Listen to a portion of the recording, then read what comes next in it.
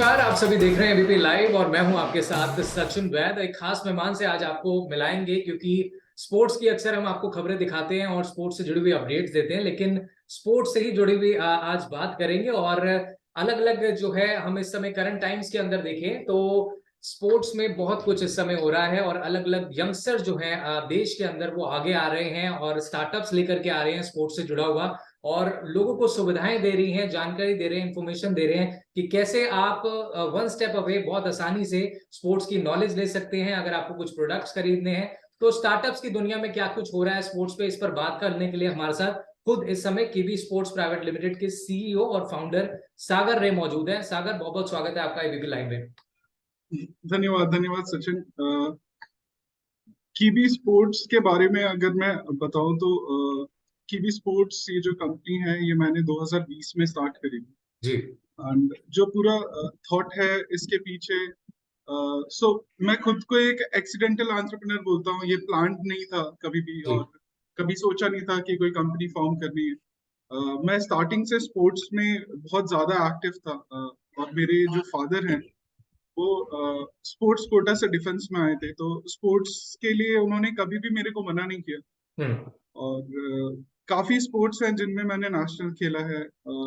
Around 4-5 sports हैं। और मैं अभी भी लाइक लास्ट ईयर भी मैंने पावर लिफ्टिंग कंपटीशन में पार्ट लिया था पुणे में, and I won a gold medal there. So अभी भी मैं कोशिश करता हूँ कि स्पोर्ट्स के साथ इन ए कम्पिटिटिव लेवल में जुड़े हम्म। रहूं। जो मेरे को जो ग्राउंड चैलेंजेस हैं कि एथलीट्स को और जी। प्रॉब्लम्स हैं स्पोर्ट्स इकोसिस्टम में, वो बताने में मेरे को मदद करती।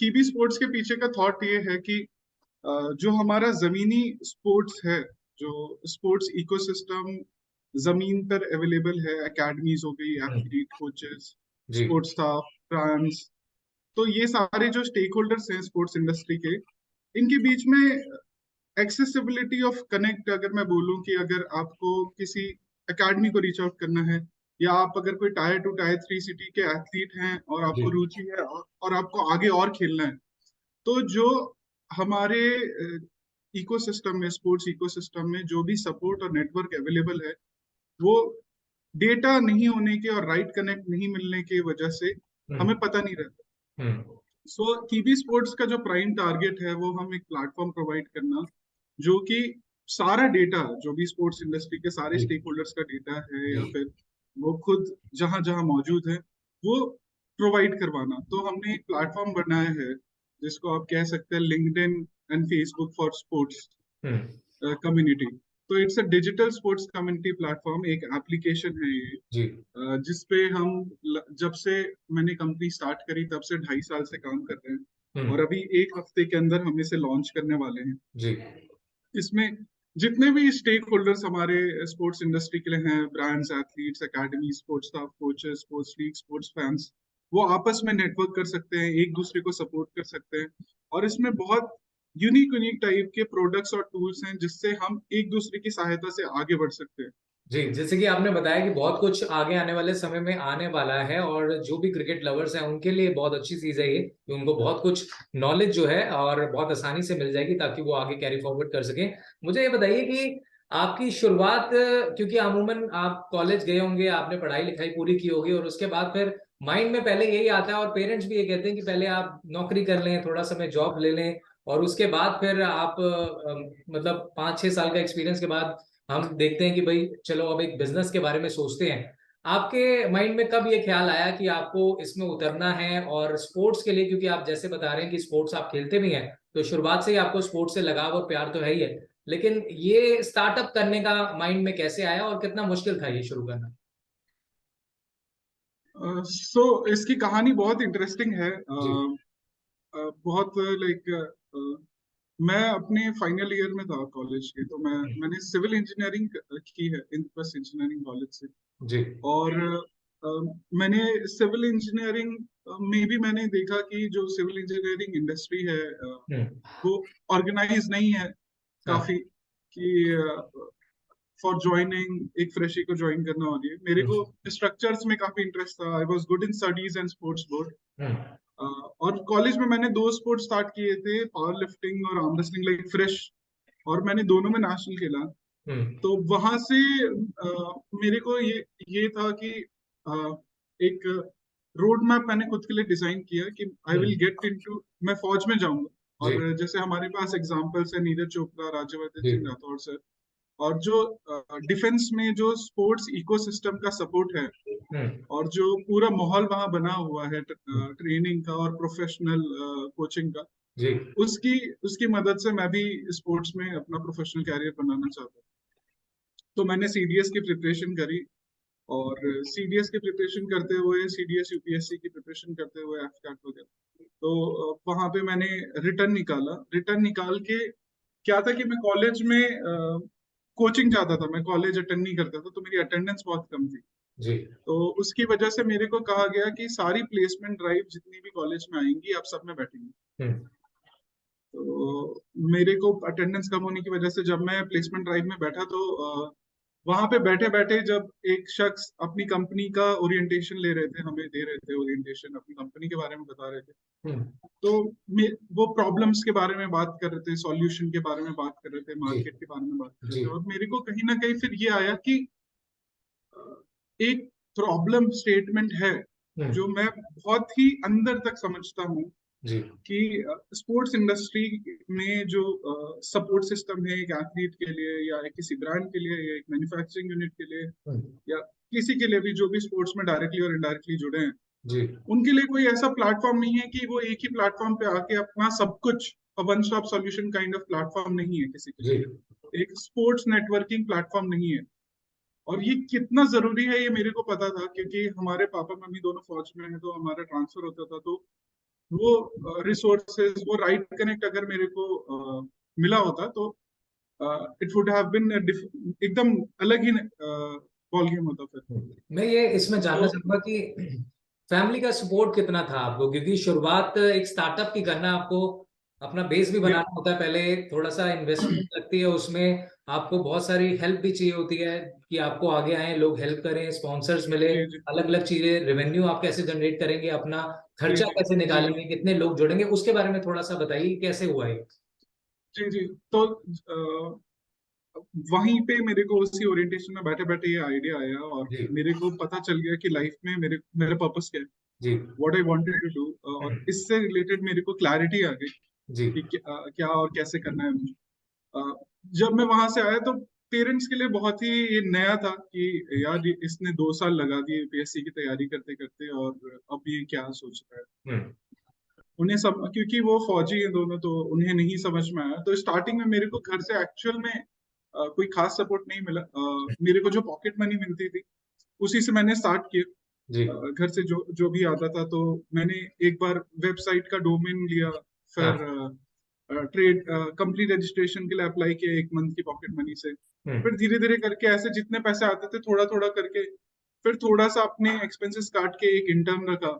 जी तो ऐसे की भी स्पोर्ट्स की शुरुआत हुई, और हमने रेवेन्यू जनरेट करना, हम सोशल मीडिया के थ्रू एथलीट्स को मैनेज करते थे, वहां से हमने स्टार्ट किया।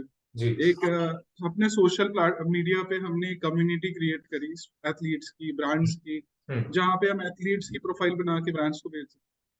तो वहां से आया, और जब पैसे आने लगे तो घर वालों को आया कि अच्छा ये कुछ रियल कर रहा है। फिर मेरे जी को स्टार्टअप इंडिया रिकॉग्निशन मिला, हम्म नेशनल स्टार्टअप अवार्ड मिला, I am a hmm TEDx speaker, hmm UP state recognition मिला, मैं मोदी जी के साथ जी लाइव आया टीवी पे, जी जी एंड वहां से मेरे को फेलिसिटेशन मिला। तो घर वालों का ऐसे ट्रस्ट आया कि ये कुछ तो हम्म ये बड़ा कर रहे हैं। हाँ, तो धीरे धीरे करके ट्रस्ट बना, और अब काफी स्ट्रांग है वो ट्रस्ट और फेथ, और जो मैं कर रहा हूँ वो उन्हें दिख रहा है, और उसका रिजल्ट दिख रहा है, और जो इम्पैक्ट ऑन ग्राउंड में ला रहा हूँ हम्म एथलीट्स के जीवन में या स्पोर्ट्स इकोसिस्टम पे, वो रिजल्ट्स दिख रहा है ऑन ग्राउंड। एक ब्रांड आइडेंटिटी की भी जो नाम रखा था, सब लोग बोलते हैं, अभी हमारे हाँ, पास हमारी इन्वेस्टर्स भी बोलते हैं। हम्म हमारी एक इन्वेस्टर है, वो बहरेन से है, जी बहरीन की रॉयल फैमिली से बिलोंग करती है, वहां की ओके ओलंपिक कमेटी की प्रेसिडेंट है। ओके तो वो बोलती है, you you kept this name as खेलेगा इंडिया तो बढ़ेगा India, hmm why is that so. Hmm जब ये थॉट आया ही था, तो मैंने ग्लोबल पर्सपेक्टिव पे नहीं सोचा था, बट आज जी के डेट में जो हम हमारा प्लेटफॉर्म है वो ग्लोबल पर्सपेक्टिव पे है, हम्म क्योंकि सारी जगह जो प्रॉब्लम और चैलेंजेस है वो इंडिया में जो है वो बाहर भी नहीं।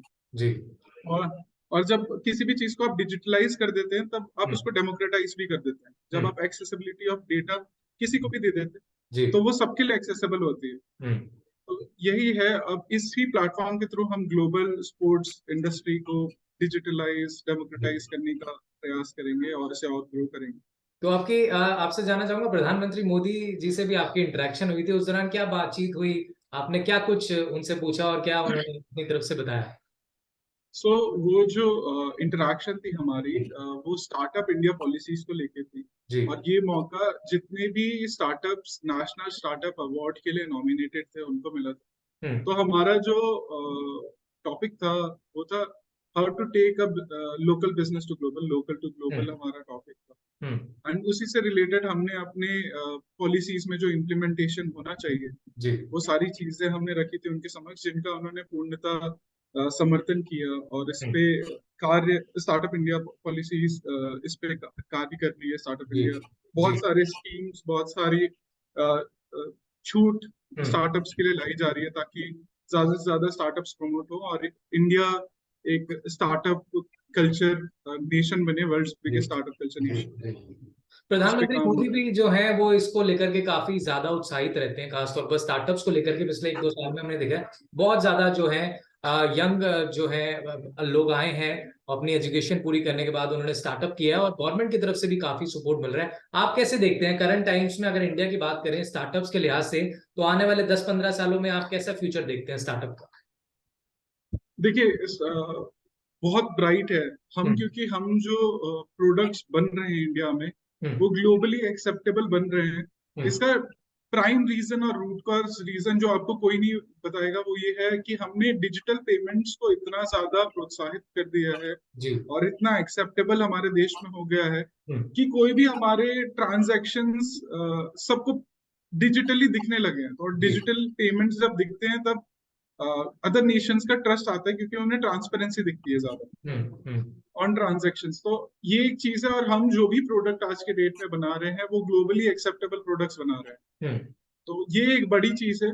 और दूसरी चीज, हमारे देश में इतनी ज्यादा प्रॉब्लम्स हैं जी, तो उतनी ज्यादा इंजीनियर्स और उतनी ही ज्यादा यूपीएससी एक्सपीरियंस और देश प्रेमी लोग हैं जो हम्म, इन प्रॉब्लम्स को सॉल्व करना चाहते हैं फ्रॉम द रूट कॉज, जी, बिकॉज वो इसे अंडरस्टैंड करते हैं। अभी अगर हम्म, मैंने ही अगर स्पोर्ट्स कंपनी बनाई है तो जी, इसके पीछे कोई बिजनेस करने का आइडिया कभी था ही नहीं। एक हम्म, प्रॉब्लम थी जो मैंने आइडेंटिफाई करी अपने जीवन में, उसको हम्म, लेके मैं आगे सॉल्व कर रहा हूँ और उसे बड़े लेवल तक सॉल्व करूंगा।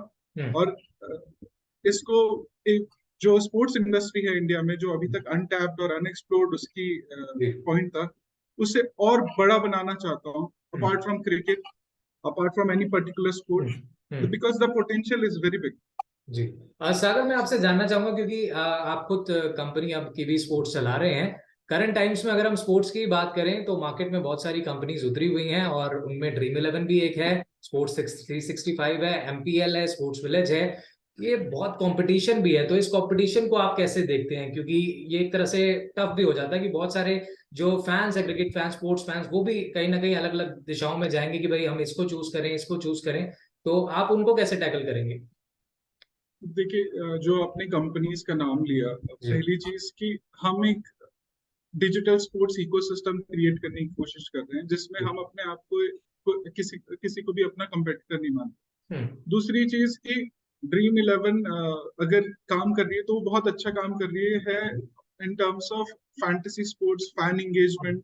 हम्म, और कहीं ना कहीं वो जो फैन एंगेजमेंट से पैसा आ रहा है उसको अपने ड्रीम स्पोर्ट्स कैपिटल के थ्रू राइट डायरेक्शन पे डाइवर्ट करके लगा भी रही है, इन्वेस्ट भी कर रही है। हम्म, सो वो फैंस के जेब से भी जो पैसा जाता है वो वापस से इन्वेस्ट हो रहा है on multiple channels, grass root जी, डेवलपमेंट बोल लीजिए, या उनका जी, एक ड्रीम स्पोर्ट्स वीसी हाउस है हम्म, जिसमें उन्होंने उनके अम्ब्रेला के अंदर अराउंड 9-10 स्टार्टअप्स हैं हम्म, जो अलग अलग स्पोर्ट्स स्टार्टअप्स के सेगमेंट्स में काम कर रहे हैं।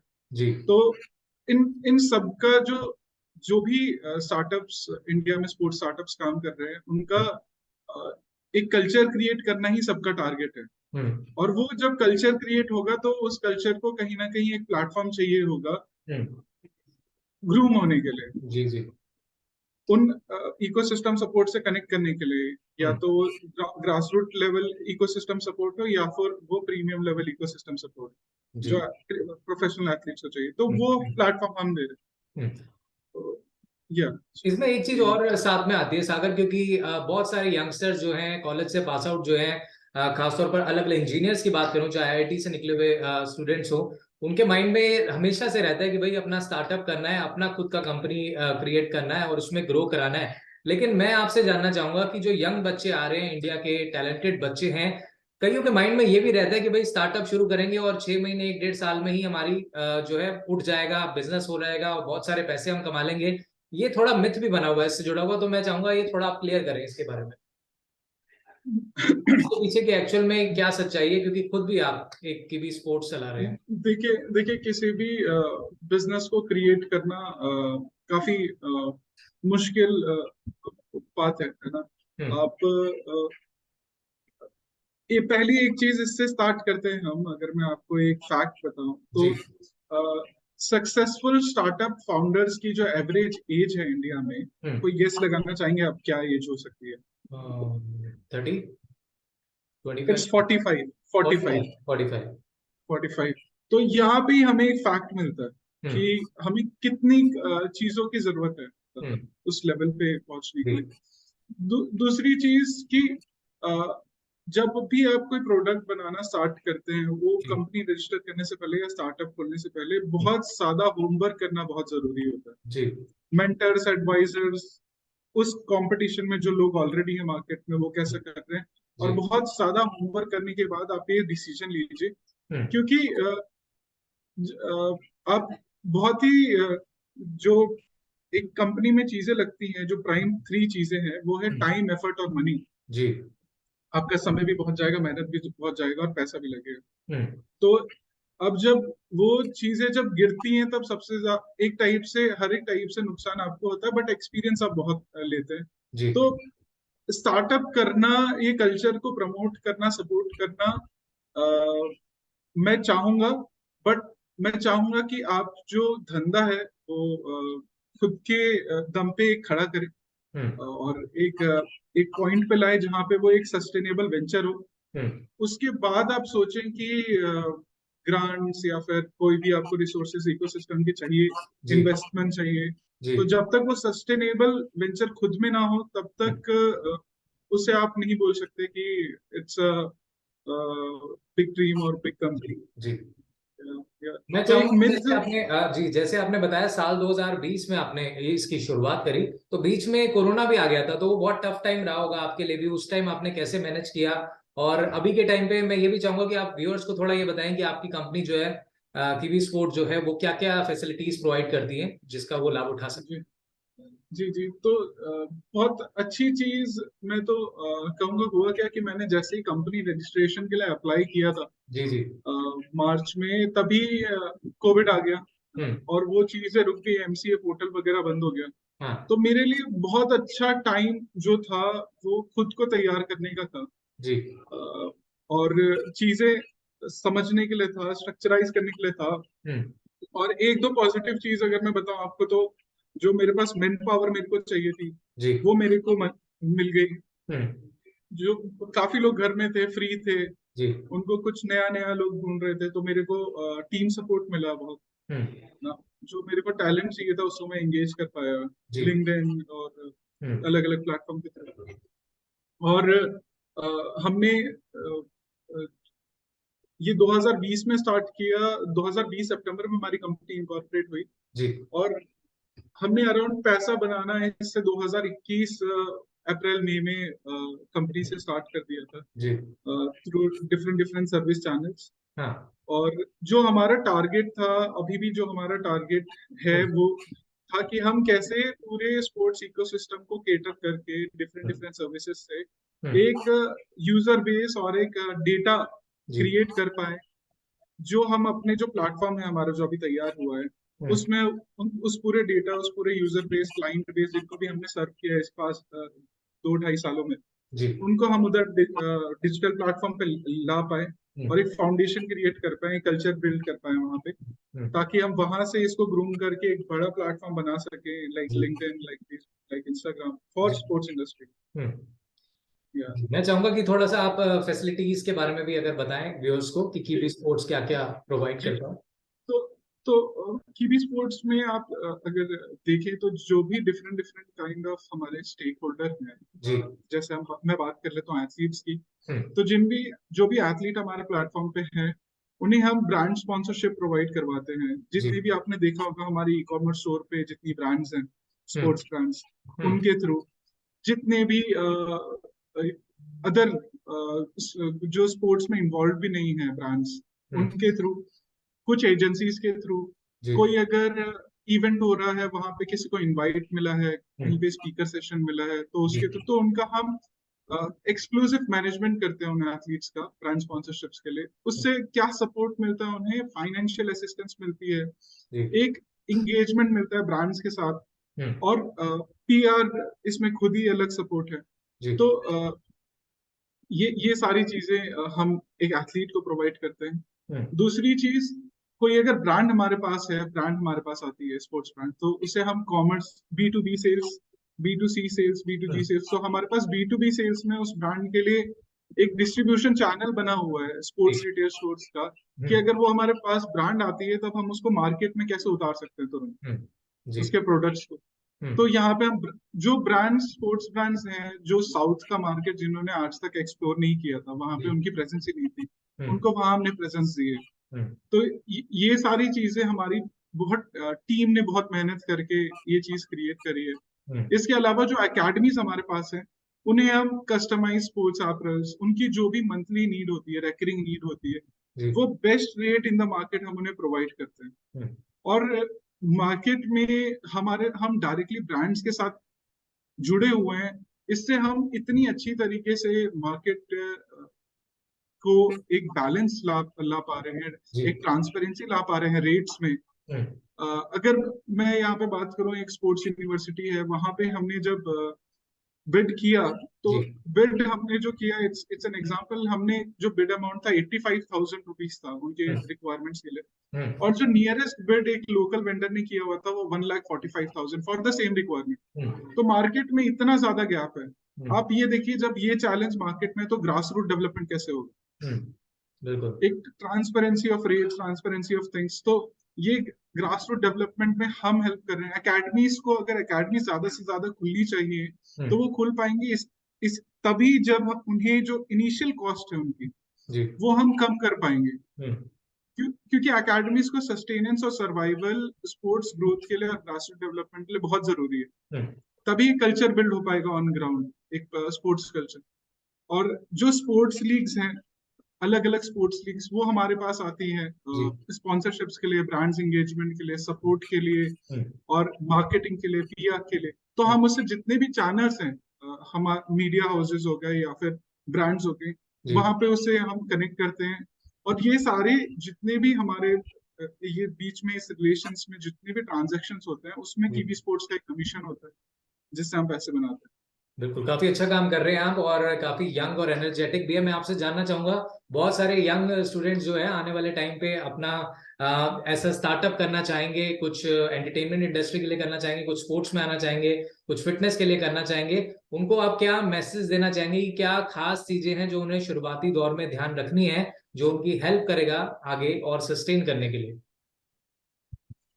सबसे जरूरी चीज है लिसनिंग, कि हम्म। अपने बड़ों की सुने। और जो भी अगर आपको कोई एडवाइस दे रहा है, तो अपने, आज के डेट में मैंने देखा है जो जेंजी है, हम्म। जो नई जनरेशन है हमारी, उन्होंने थोड़ा सुनना बंद कर दिया है। जी। तो वो वहां पे थोड़े से गलत हो जाते हैं। अगर आप किसी के लाइफ के एक्सपीरियंसेस ले सकते हैं तो आप लीजिए।